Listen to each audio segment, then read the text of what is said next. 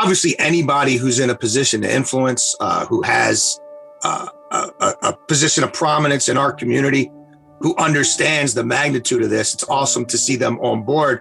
Obviously, professional athletes have a unique portal into this because of the way they've been tested, because of the alterations to their life and their lifestyle and their workplace, and the commitment that was required of them in terms of their behavior, but also the constant testing.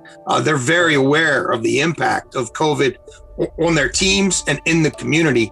And every athlete I've talked to about this issue is adamant about wanting to be as best protected as possible and can't wait themselves to get vaccinated at the appropriate time. My wife has been fully vaccinated as a teacher in Baltimore County. I can't wait personally to get the notification from the county that I can get vaccinated. My parents have gone about the process and gotten vaccinated. It just makes so much sense for everybody's individual health, for our collective well-being, and for our ability to get back to normal, which is all we've kind of been talking about since last February and March when this really exploded. And me, as someone who has been involved in sports their entire lives, both at the youth level, amateur level, professional level, as a spectator, as a guy coaching his baseball little league team, and coaching third base, just can't wait to see kids be able to be out on fields in full force. This is a huge way for us to get to that point. When we get the levels of vaccination in the general population to be high enough that it's safe enough for us to gather in large groups and go to concerts and go to games and have our kids lead normal lives and have schools back fully open. There's so many reasons. I can't think of any reasons not to, frankly, that are based in truth, fact, science. Why would you not want to incubate yourself and others against this disease that has ravaged this country?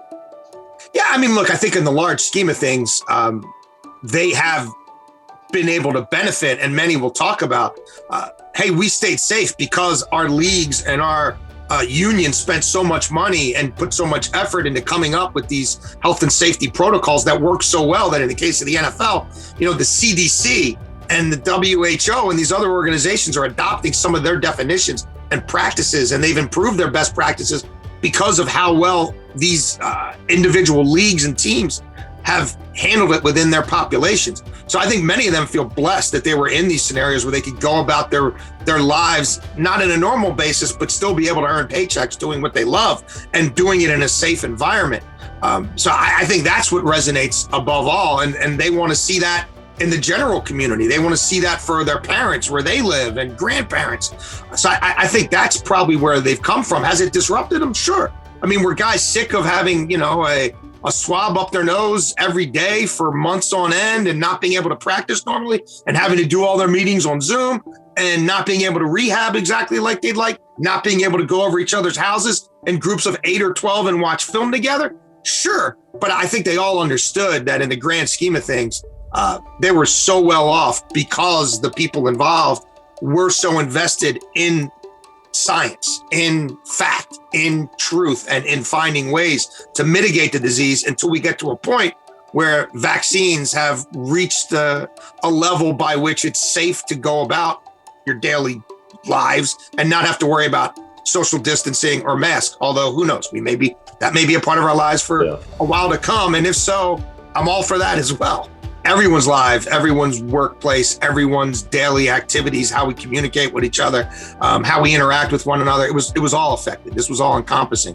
For me personally, we did 10 shows at 105.7 in studio, and we haven't been back since. And I'm not sure when we will, but you adapt. And I go up to the attic and where I am now, and I work from here. That we upgraded the studio. I say we, CBS did. I just watched them do it. But they upgraded the little setup I have in my basement, so I was able to do the NFL Today and more shows than I would normally do from my home. I wasn't going up to New York. I haven't been in studio since the end of the previous football season. I did get to see everybody at the Super Bowl, which was great. But even then, we didn't really leave our rooms. We ate in our rooms. We still had our meetings during Zoom. We were constantly tested to make sure that everybody was safe when we did gather. And even when we did gather, we stayed spread out in the green room and production rooms on set. Again, and that's hats off to CBS, who worked diligently with state officials across the board to make sure that we did have people traveling, when we did have people congregating to any degree, that it was done in the safest manner possible. I cannot wait to get the vaccine for my health, for the health of my loved ones, for the health of my friends, for the Baltimore County and for businesses in Baltimore County, and for me to be one more person who knows that he's safe, who can be a part of what we hope is a continually safer and safer community, so that the economy and our education and our infrastructure and our ability to communicate, our freedom, so that we get all these things back, because across the board, it's in the best interest of everyone. I cannot think of a single reason, cannot comprehend, frankly, a single reason why anyone would not want to get vaccinated as soon as possible within their cohort, understanding that those most vulnerable, those who are older, those who are susceptible to this thing should absolutely, positively, obviously get it first. Please join me and help us cancel COVID together.